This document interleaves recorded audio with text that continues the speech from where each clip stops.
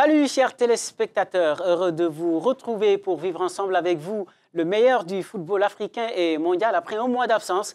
J'espère que vous vous êtes plu en compagnie de l'excellent Victor Muisio dans Football Planet, votre émission hebdomadaire 100% football sur Africa News. Tout de suite, le sommaire. Championnat d'Afrique des Nations CHAN 2018 qui, pour remplacer le Kenya, ce sera un combat à 3. La CAF a dévoilé le nom des candidats dimanche pour un verdict attendu dans quelques jours. À la une de cette émission également, la Coupe du Monde Russie 2018. L'Afrique pourrait connaître ses premiers qualifiés dès le week-end prochain. Le Nigeria et la Tunisie sont en pole position pour décrocher les premiers tickets. Les affiches de la 5e journée des éliminatoires à suivre dans cette émission. Et puis, Coupe d'Afrique des clubs, il faudra encore patienter pour connaître les affiches des finales de la Ligue des Champions et de la Coupe de la CAF. Le suspense reste entier après les demi-finales allées disputées ce week-end. Voilà pour le menu de Football Planet cette semaine. Bienvenue. Ils avaient jusqu'au 30 septembre pour déposer leur candidature. Ils ne seront finalement que 3 à le faire. 3 pays pour tenter de remplacer le Kenya à l'organisation du CHAN, le championnat d'Afrique des Nations 2018. Il s'agit de la Guinée équatoriale, de l'Éthiopie et du Maroc.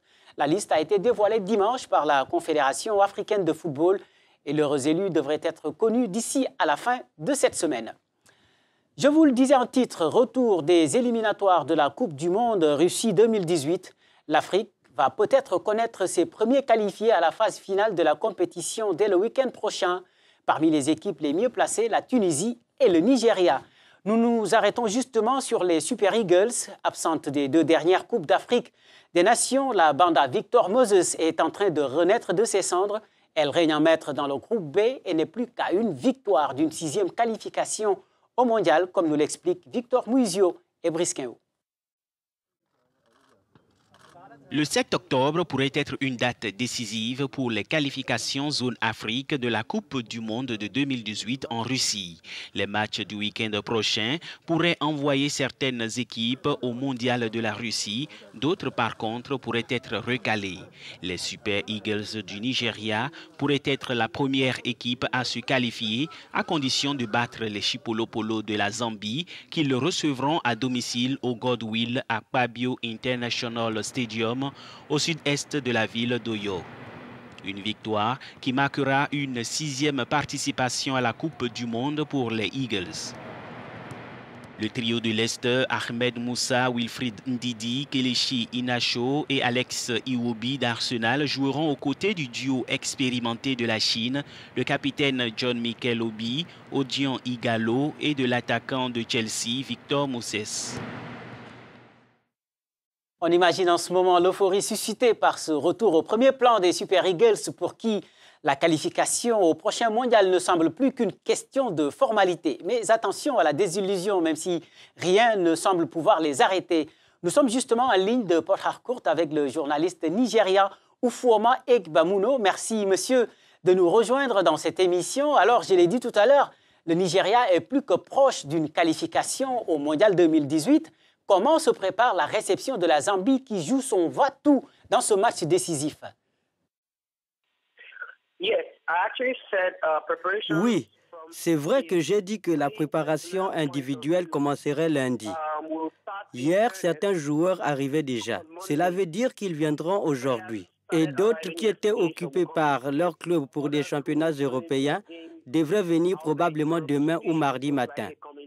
C'est dire que les séances d'entraînement commenceront sérieusement mardi soir.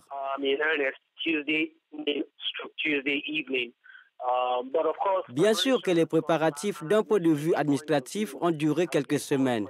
En réalité, après le match contre le Cameroun, la Fédération nigériane de football s'est lancée dans les préparatifs et à résoudre d'autres problèmes d'ordre administratif. Voilà, les membres de la fédération ont toutes ces questions à régler.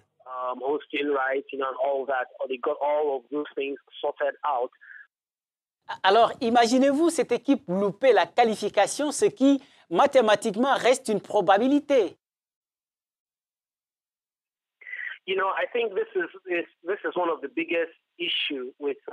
Vous savez, selon moi, au Nigeria, c'est l'un des principaux problèmes s'agissant des éliminatoires pour le Mondial 2018. Après le match contre le Cameroun, la Fédération nigériane de football a déclaré qu'ils étaient à un point seulement de la qualification. Ce qui était faux et sans fondement.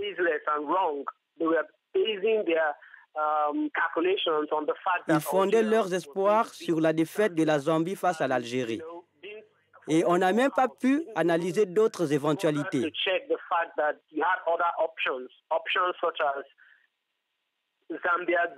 Mais on a oublié d'autres options, comme une possible victoire de la Zambie sur l'Algérie. Et cette idée que l'Algérie battrait la Zambie était partagée par tout le Nigeria ou presque. Alors donc pour vous, il n'y a pas d'autre issue que de battre la Zambie à domicile? Oui, effectivement, il y en a. Je viens de dire que le Nigeria a une avance de 3 points sur la Zambie.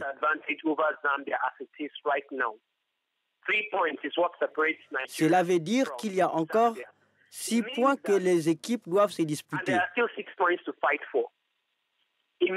Autrement dit, le Nigeria devra battre la Zambie.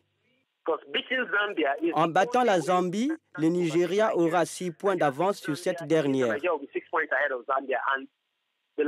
Dès lors, le dernier match ne sera qu'une formalité. Alors, si la Zambie gagne samedi prochain, elle aura le même nombre de points que le Nigeria. Ainsi donc, le Nigeria devra gagner le dernier match. En définitive, au-delà de l'optimisme de beaucoup de Nigérians, il est possible que les chances de qualification du Nigeria soient minces.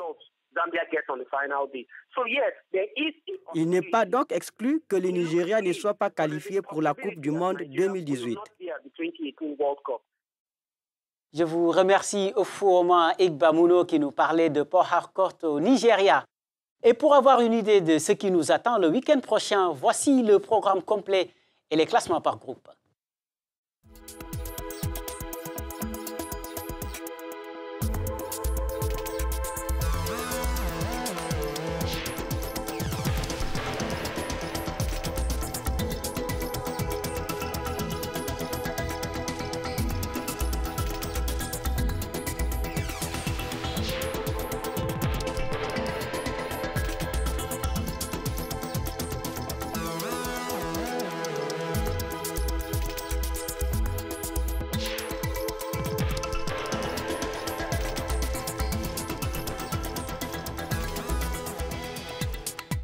Et puis, sachez que la FIFA a fixé la date du match à rejouer Afrique du Sud-Sénégal.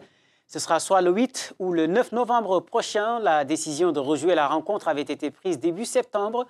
La FIFA, confortée par le tribunal arbitral du sport, ayant estimé que le match avait été manipulé par l'arbitre ghanéen Joseph Lamté qui avait sifflé un penalty imaginaire en faveur des Bafana Bafana. Alors victorieux 2-1, c'était le 12 novembre 2016 à Polokwane plus précisément.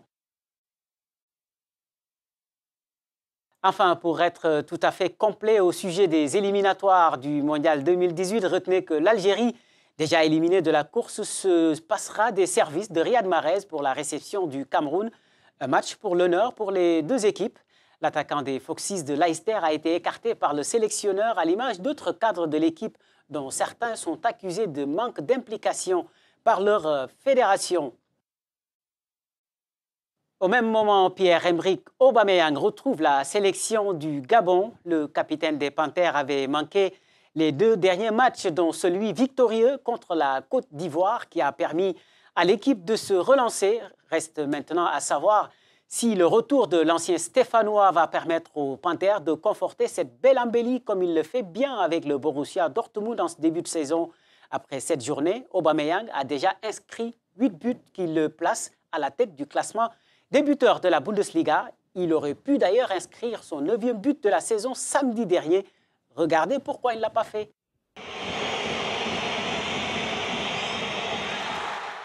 Et oui, une Panenka complètement ratée. Heureusement pour Aubameyang, le Borussia s'est imposé sur le score de 2-1, grâce notamment à ce superbe but du Japonais Shinji Kagawa qui permet ainsi à Dortmund de consolider sa place de leader du championnat allemand devant le Bayern de Munich qui n'a pu mieux faire que match nul, 2 buts partout sur la pelouse du Hertha Berlin. Le Hertha sauvé par l'attaquant ivoirien Salomon Kalou.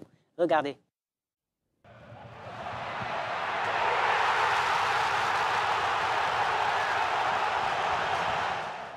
Place maintenant aux coupes africaines des clubs dont on dispute les demi-finales. Eh bien, pour connaître les affiches des finales, il va falloir encore patienter car rien n'est encore joué, aussi bien en Ligue des Champions qu'en Coupe de la CAF.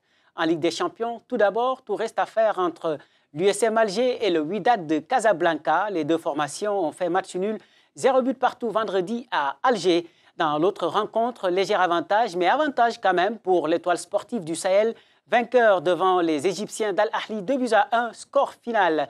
Mais le déplacement au Caire s'annonce périlleux pour les Tunisiens. Ce sera le 20 octobre prochain. En Coupe de la CAF, le scénario reste le même. C'est aussi le statu quo.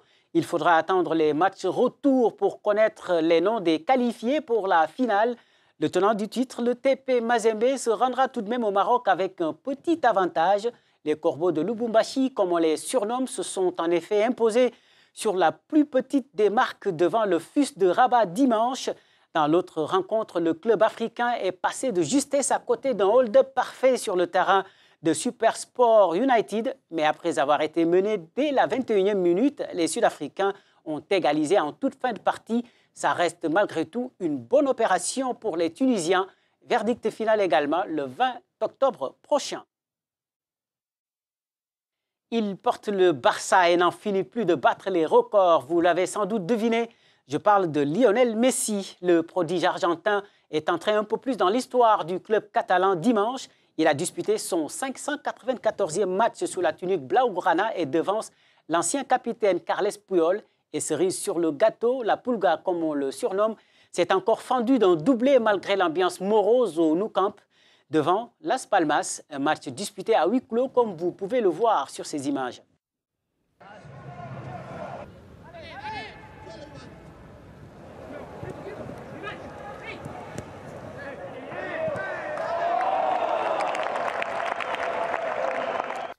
Et puis sachez que le Real Madrid s'est imposé pour la première fois de la saison en Liga à Santiago Bernabéu. Les champions d'Espagne en titre ont battu l'Espagnol de Barcelone 2-0, mais sans Dani Carvajal.